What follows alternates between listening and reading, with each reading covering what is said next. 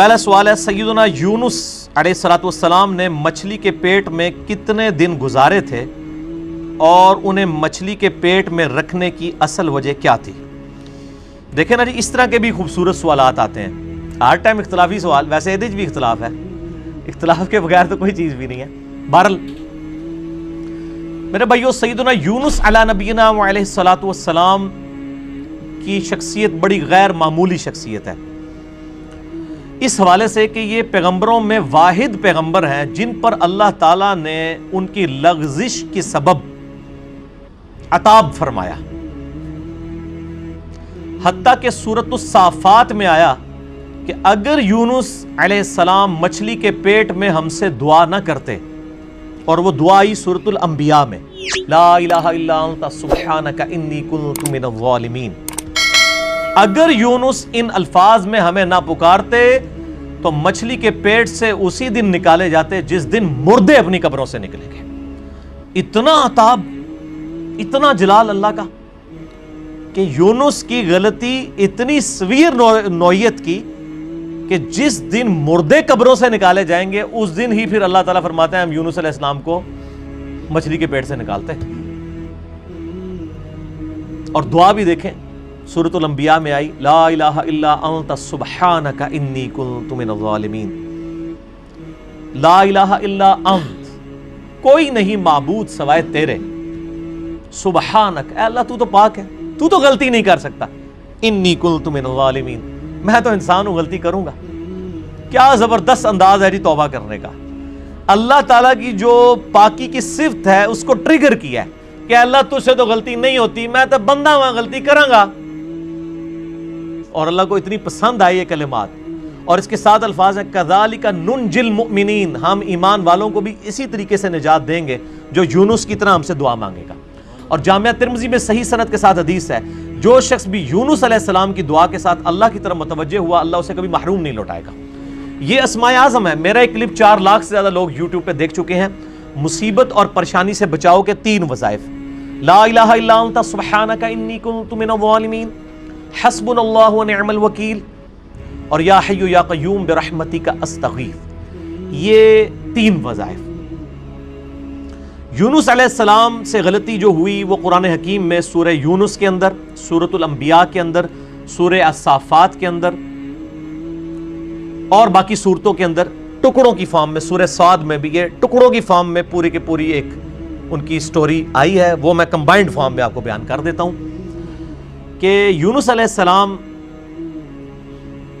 کو بالکل اگلے پیغمبروں کی طرح اللہ تعالیٰ نے یہ حکم دیا تھا کہ تمہارے جو مخالفین ہیں ان کو جو الٹیمیٹم دیا جائے گا اس کے بعد ان کو تباہ و برباد کر دیا جائے گا۔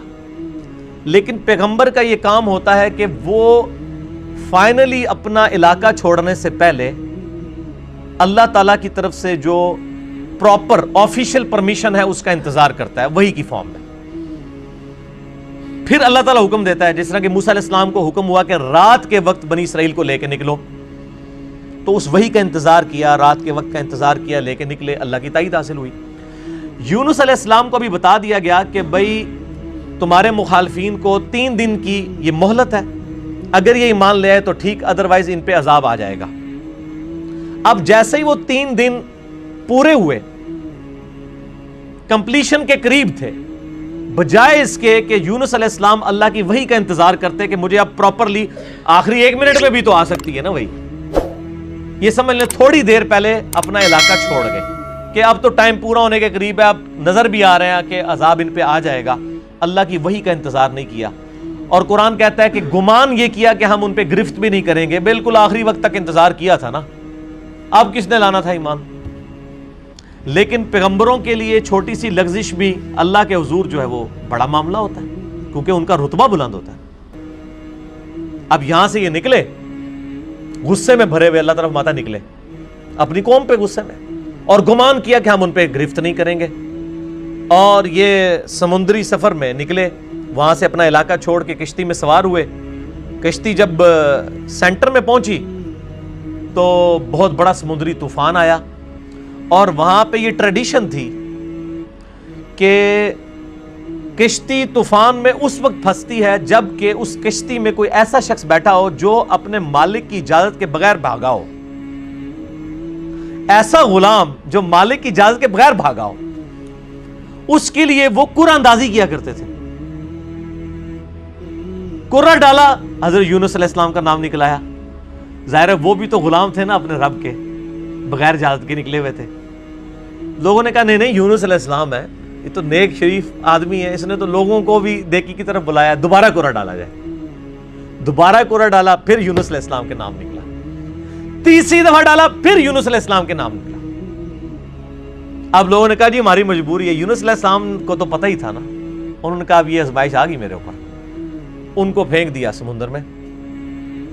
قرآن کہتا ہے بڑی مچھلی نے ان کو نگل لیا. قرآن میں دن نہیں آئے. ہمارے ایک سب کانٹیننٹ میں مشہور ہے کہ 40 دن رہے. تورات میں دن آئے ہیں 3 days and 3 nights. جونا علیہ السلام, جونا کہا جاتا ہے انگلش میں یونس کو. یونس علیہ السلام 3 دن اور 3 رات تک, یعنی کتنے بن گئے وہ 72 گھنٹے بن گئے. اتنی دیر مچھلی کے پیٹ میں رہے, 3 دن اور 3. اور ظاہر مچھلی کے پیٹ میں, ویل مچھلی کے پیٹ میں رہے, اور پیٹ میں بھی ظاہر ہے وہ میدے میں ساری گرمائش ہوتی ہے. پورا جسم ان کا, یعنی وہ تو اللہ نے ان کو زندگی دی, وہاں تو آکسیجن بھی کوئی نہیں تھی, وہ تو معجزانہ طور پہ ہی زندہ رہے. بہرحال جسم پہ اثرات آئے ان کے, اور وہاں پہ انہوں نے پھر یہ دعا مانگی, لا الہ الا انت سبحانک انی کنت من الظالمین.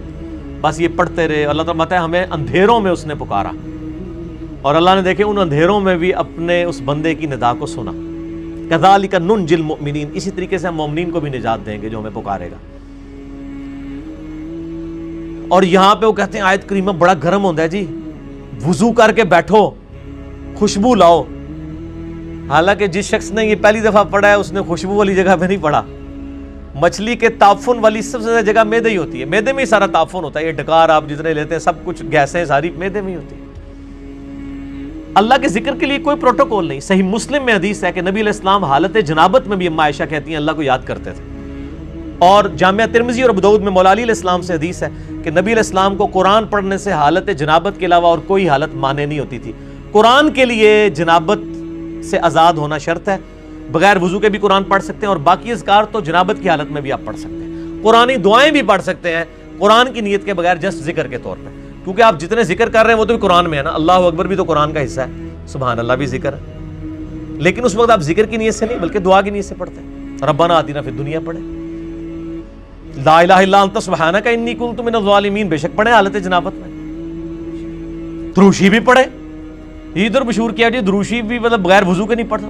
یار آپ لوگوں نے کیا باتیں مشہور کی ہیں اللہ کے بندو, یہ ساری جذباتی ڈاکٹرائنز ہیں.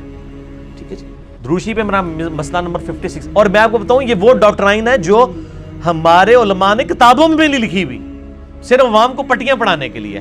کچھ ایسے جھوٹ ہیں جو ان کو اتنی شرم آئی کہ کتابوں میں بھی نہیں ہے, صرف پبلک کو پٹی پڑھانے کے لیے. جیسے جی وہ بت رکھ کے آتے تھے اس لیے رفع الیدین ہوتا تھا. اب یہ اتنا بڑا جھوٹ تھا کہ کتاب میں نہیں لکھا انہوں نے. بہرحال یہ ان کی جو جعلی اور کمزور روایتیں ان سے زیادہ کارآمد ہے. عام آدمی کو یہی پتا ہے کہ جی وہ جی بت رکھ کے آتے سن, چل گیا شڑول چھوڑی, یہ شڑول چل گئی ہے, دوسری چیز نہیں چلی. اور پھر ہم بھی پھر اس کا جواب پھر شڑول سے ہی دیتے ہیں, اینٹی وینم پھکی الزامی جواب. اچھا ہم کہتے ہیں اچھا یار یہ منع ہو گیا تھے عید دی نماز پڑھی جائے کہتے ہیں ہاں تو عید ہی بار بار کر دو. آہو جی اسی تے سوچے ہی نہیں کدے. ہاں تو تہاڈی مولوی نے مت ماری ہے نا کہ اس دن جڑا بت رکھ کے آندے ہو تسی, عید والے دن بھی تو آپ کرتے ہیں, پھر وطر کا بھی کرتے ہیں. بہرحال میں ایک ضمن بات ذہن میں آ گئی کیونکہ مجلس میں پھر اسی طرح گفتگو ہوتی ہے. اچھا تو یونس علیہ السلام کو اللہ تعالیٰ نے پھر نجات دی. پھر قرآن حکیم میں آتا ہے کہ مچھلی نے ان کو اگل دیا کنارے پہ. وہاں اللہ نے قرآن حکیم میں آتا ہے ان کے لیے کدو کی بیل اگا دی. ظاہر ہے کہ جسم پورا ایک وہ اثرات کی وجہ سے جسم کے اوپر نئی ایک کھال ان کی اگی. دوبارہ سے ان کے سارے معاملات ہوئے اور اللہ تعالیٰ نے ان کو ایک نئی زندگی دی اور ان پہ عطا فرمایا. اس کے بعد معاف کر دیا. لیکن آپ دیکھیں کہ اس غلطی کا ایک تو عتاب یونس علیہ السلام پہ آیا اور دوسرا اس کا کریڈٹ ان کی امت کو مل گیا. امت کو کریڈٹ مل گیا اس ڈیبٹ کا. اور سورہ یونس جس کا نام ہی سورہ یونس ہے, اس میں حضرت یونس علیہ السلام کا نام آیا ہے. اللہ طرف آتا ہے کبھی ایسا نہیں ہوا کہ کسی قوم پہ عذاب آ کا فیصلہ ہو جائے اور وہ عذاب ان سے ٹل جائے, الا قوم یونس, سوائے قوم یونس کی, کہ یونس علیہ السلام کی قوم سے یہ عذاب ٹل گیا. کیوں؟ جب یونس علیہ السلام وہاں سے نکلے اور عذاب کے اثار نمایاں ہوئے, عذاب ٹلنا کوئی نہیں تھا. عذاب تو فرعون پہ بھی آیا, اس نے بھی تو کہا تھا نا میں ایمان لایا موسیٰ اور ہارون کے رب پہ. اللہ نے کیا فرمایا قرآن میں, الآن, اب لایا, کوئی فائدہ نہیں, ڈبو دیا. یہاں پہ بھی جب عذاب سامنے آیا نا, پوری قوم یونس تقریباً 1,00,000 اور اس سے چند زائد لوگ تھے, سارے کے سارے سجدے میں گر پڑے. انہوں نے کہا یا اللہ معاف کر دے, معاف کر دے, معاف. یونس علیہ السلام واپس قوم میں, قوم زندہ کی زندہ. اب یونس علیہ السلام کے لیے بھی ایک حیرانگی تھی, ایک پاسے میں بھی عتاب کٹیا, دوسرے پاسے قوم ہی بچ گئی ہے, تو میں اب ان کو کیا منہ دکھاؤں گا جا کے, کہ میں ان کو تو الٹیمیٹم دے کے گیا تھا, میں اپنی بھی لغزش کے اوپر عتاب بھگت آیا ہوں اور یہ بھی بچ گئے ہوئے ہیں. لیکن ان کو پتہ ہی نہیں تھا, قوم تو ایمان لا چکی تھی, تو انہوں نے آتے ہی آپ کے ہاتھ میں بیعت کر لی. اللہ تعالیٰ نے حضرت یونس علیہ السلام کی اس لغزش کو کریڈٹ بنا دیا ان کی امت کے لیے بھی, یونس علیہ السلام کو بھی ایک آزمائش سے گزارا. اب یہاں پہ بڑی امپورٹنٹ بات میں آپ کو کروں, خصوصاً ہم مسلمانوں کے لیے. بخاری اور مسلم دونوں میں حدیث موجود ہے, ایک یہودی اور ایک مسلمان کا جھگڑا ہوا. باقی روایتوں میں آتا ہے کہ وہ مسلمان سیدنا ابوبکر الصدیق تھے رضی اللہ تعالیٰ. یہودی نے کہہ دیا کہ اللہ تعالیٰ نے موسیٰ علیہ السلام کو تمام جہان والوں پر فضیلت دی. یہ بخاری مسلم دونوں میں حدیث ہے. مسلمان نے کہا اللہ تعالیٰ نے ہمارے نبی علیہ السلام کو تمام جہان والوں پر فضیلت دی. جھگڑا ہوا, مسلمان کو غصہ آیا, اس نے اس یہودی کو تھپڑ مار دیا. وہ یہودی اپنا مقدمہ لے کر نبی علیہ السلام کے پاس آیا. آپ صلی اللہ علیہ وآلہ وسلم نے اپنے صحابی کو ڈانٹا اور فرمایا مجھے یونس پہ بھی مت فضیلت دینا. اب آپ کو اس جملے کا سمجھ آئے گی کہ یونس وہ واحد نبی ہیں جن پہ عطاب ہوا ہے, اور بہت بڑے لیول کا عطاب دنیاوی اعتبار سے دیکھا جائے. تو مجھے اس کے مقابلے پر بھی فضیلت مت دینا, ایسی فضیلت ہے جس میں کسی دوسرے کو نیچا دکھایا جائے. اللہ کی قسم, قیامت والے دن جب اللہ تعالیٰ مخلوقات کو دوبارہ زندہ کرے گا, میں دیکھوں گا کہ مجھے جب اٹھایا جائے گا, حضرت موسیٰ علیہ السلام مجھ سے پہلے ہی اللہ کے عرش کا پایا تھامے میں کھڑے ہوں گے. یہ حضرت موسیٰ کی ایک جزوی فضیلت ہمارے نبی علیہ السلام کے اوپر بھی. نبی علیہ السلام فرماتے ہیں مجھے تو یہ نہیں پتا کہ ان پہ قیامت کی بے ہوشی طاری نہیں ہوئی, یا اللہ تعالیٰ نے انہیں مجھ سے پہلے زندہ کر لیا قیامت والے دن, یا اس بے ہوشی کے سبب جو دنیا میں اللہ کی تجلی کی وجہ سے بے ہوش ہوئے, اللہ تعالیٰ نے ان پہ قیامت کی بے ہوشی طاری نہیں کی ہے. جزوی فضیلت ہو سکتی ہے. بخاری میں حدیث ہے کہ قیامت والے دن سب کو برہنہ اٹھایا جائے گا, سب سے پہلے حضرت ابراہیم علیہ السلام کو لباس پہنایا جائے گا. اب یہ ابراہیم علیہ السلام کی جزوی فضیلت ہے تمام پیغمبروں پہ. حضرت عیسیٰ علیہ السلام کو بغیر باپ کے پیدا کیا, یہ ان کی جزوی فضیلت ہے. اور ایک اور فضیلت کہ عیسیٰ علیہ السلام آج تک زندہ ہے, ایک اور بڑی فضیلت. تو جزوی فضائل ایک پیغمبر کے دوسرے پہ ہو سکتے ہیں, کلی طور پہ فضائل نبی علیہ السلام کو حاصل ہیں. تلک الرسل فضلنا بعضهم علی بعض, وہ اللہ نے قرآن میں کہہ دیا کہ یہ رسول ہیں, بعض کو بعض پہ ہم نے فضیلت دی ہے, بعض کے ساتھ کلام کیا, بعض کے ہم نے اور درجات بلند کیے. موسیٰ علیہ السلام کو ہم نے معجزات دیے, عیسیٰ علیہ السلام کو معجزات دیے. بہرحال اس کی بنیاد پہ کسی نبی کی تنقیص نہیں ہونی چاہیے, ٹھیک ہے نا.